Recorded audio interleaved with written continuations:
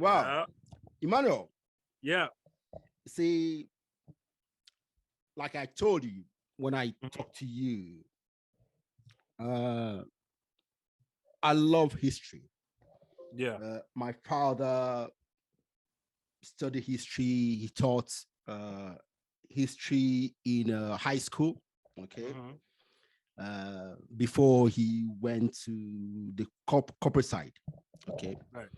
So because my father taught European history, I love European history and I read a lot of it. In fact, behind me, I have series of European history books. Now, I've attempted, don't get me wrong, I also read African history, but I haven't been able to get an solid overview okay of our African history. Okay. So you are a historian, a African historian. Okay. So please, my brother, what I want us to do here is for you to enlighten me and my audience about maybe some misconceptions. Yes. Yeah. In our African history, because I know there's some, okay, but I maybe because I'm Eurocentric in my thinking, right? I might debate someone with you. That's okay. All right? Yeah, okay. Yeah. Okay. So, my brother, see, just do this for me. Introduce yourself to my audience, even though we have started talking, and let's go from there. My name is African historian Emmanuel Kulu. Born in Buffalo, New York. Born of son Emmanuel Kulu Sr., who played for the Indomitable Lions in Cameroon. Yes. And Betty Kulu, who was a principal at Stanley Mikowski right here in Buffalo, New York. All right. All right. So, my brother, see, like I said, just give us an overview. Yeah. African history. You know, African history has been misrepresented, especially in the Western world curriculum. You're talking about thousands of years of African history that has been degraded, that has been minimized, okay, that has been completely excluded from our curriculum. You're talking about just an overview. Yeah. 3200 I mean, BC. It's large. So just an overview. It's a large overview. Exactly. You know, and for me to get into everything, it'd be a lot. But I can get into some of the great kingdoms. Of course. So I'm going to start with ancient Egypt, which was known as ancient Kemet. Okay. Land of the Blacks. This was a Black African civilization. There's no doubt about it. This civilization is said to have started around 3200 BC, as well as another civilization that possibly preceded that was Kush, the Kush Empire, which is modern day Sudan. It expanded from Sudan all the way down into close to modern day Somalia to this very day. Then you had the land of Punt. You also had Abyssinia. You had Aksum. You had the Zulu kingdom. You had the Great Zimbabwe. You had the kingdom of Mali. You had the kingdom of the Ashanti kingdom. You had the Benin kingdom. You had the Yoruba kingdom. You had the kingdom of Carthage, who went to war with the Roman Empire. So we can go all over. It's so much great history that we're not taught about. The Dogon tribe is so much that I would be remiss to just name, but just to name a few of the major ones that we've on the major square, as well as the Great Kingdom of the Congo. I can't forget about the Great Kingdom of the Congo.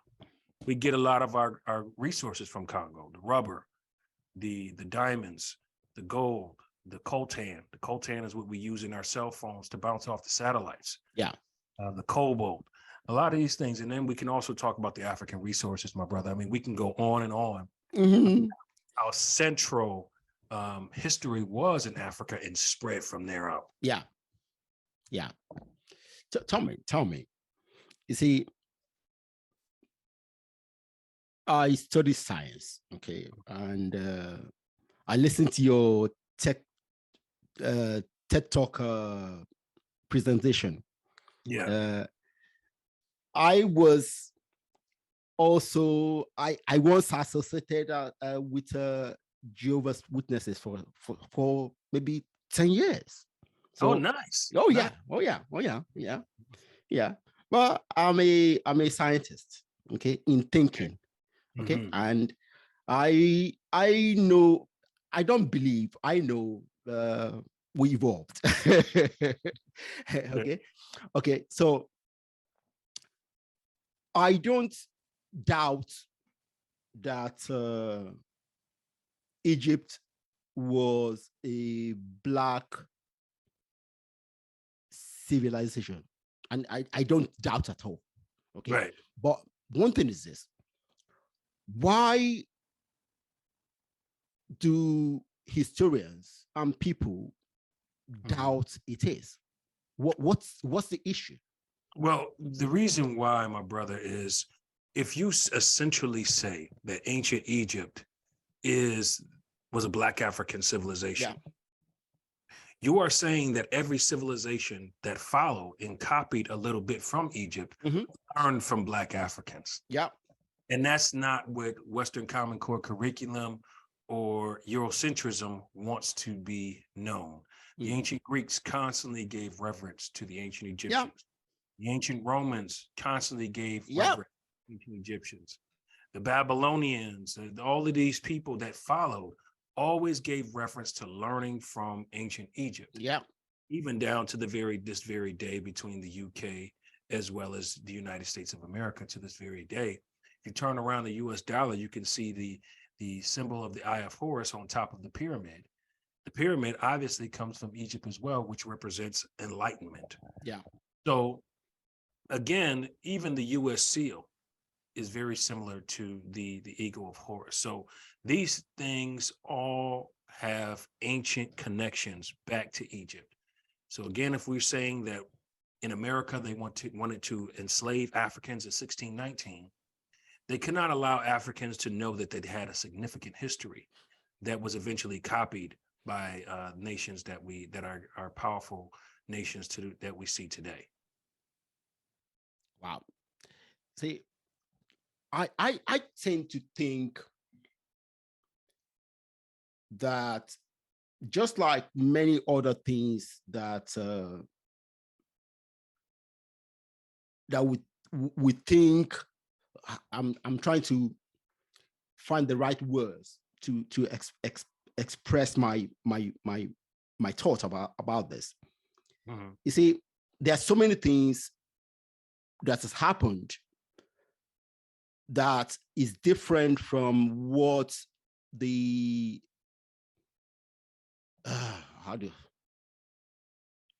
it's a lot of so-called experts exactly believe. Okay. And one of the reasons for that, my brother, is when scholars came into Egypt. Yeah. You're talking about the 1800s, late 1800s, early 1900s. Yeah. Their first thing that they were doing was looking for resources, gold. Yeah. That's what they do. Yeah. They were searching for, the things that the pharaohs had, the knowledge that they had, also trying to decode the Rosetta Stone, the Shabaka Stone, all of these different things. They were trying to figure out the mysteries of ancient Egypt.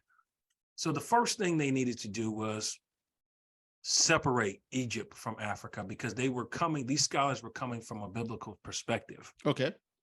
And if they separated Egypt from Africa, then they can say, well, this wasn't a Black African civilization. This was a Middle Eastern or a white civilization. So now essentially they're saying we got our knowledge from ourselves instead of from the people that we're going to enslave. You get what I'm saying? Yeah. So this is why a lot of these things have been whitewashed. And what's real important, my brother, to know?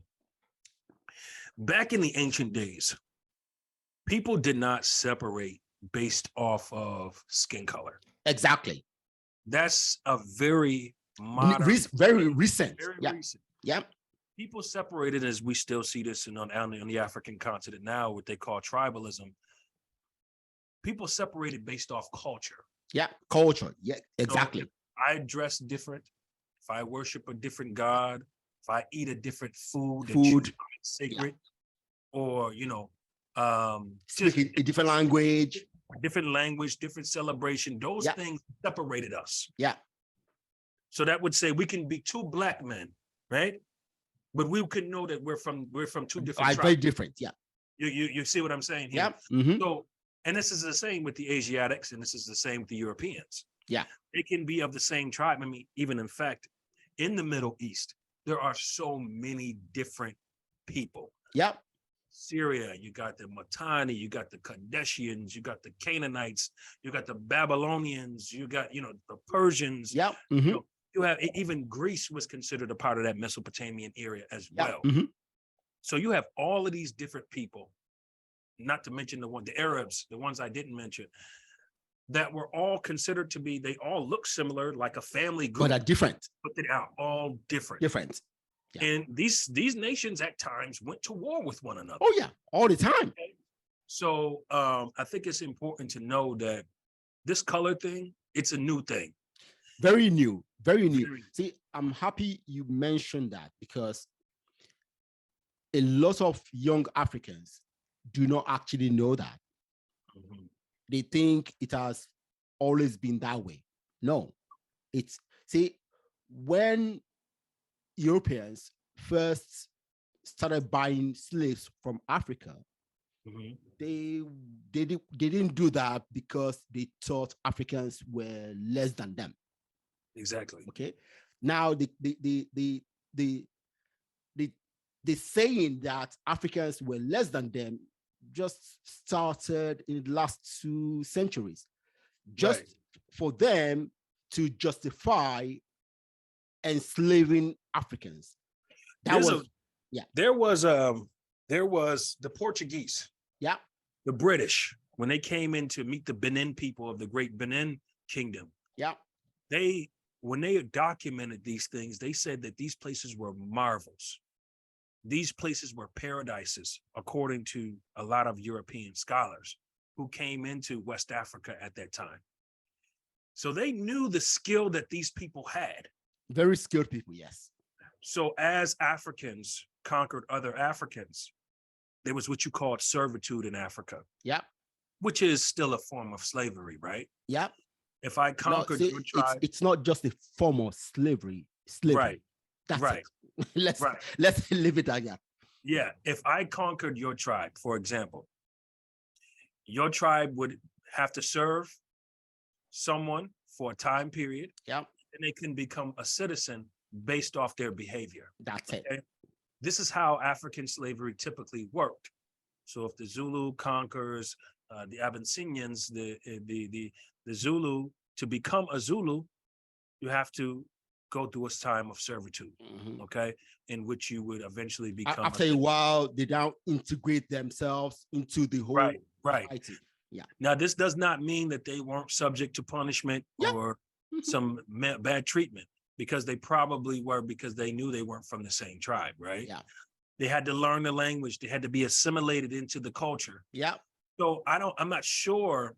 I don't believe that the Africans who sold their neighbors, their rival tribes to Americans, I don't believe that they knew the atrocities that would happen in America, as opposed to. They of course they wouldn't know.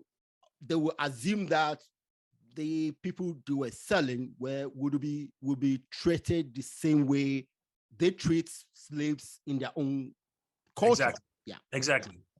Exactly. But it was a completely different thing. Completely different form of slavery, free labor, beatings, murders, hangings, lynchings, the raping of women, so much torture that happened on the American soil to slaves, that I want to believe that the Africans who participated in the slave trade had no clue. But either way, accountability still needs to be there. Yeah.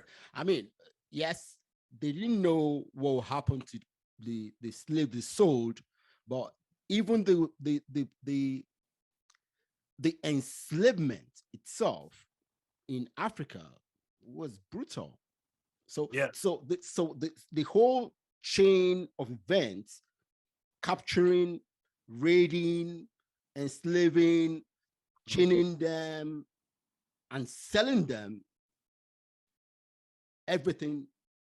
Well, there is a twofold story to that. Yeah. There is stories of brothers and sisters in Ghana who went to the water and disappeared. Yeah. Mm-hmm. So there were Europeans actually kidnapping Africans as well. Well, so let's get that. That's minimal compared to the vast number of people.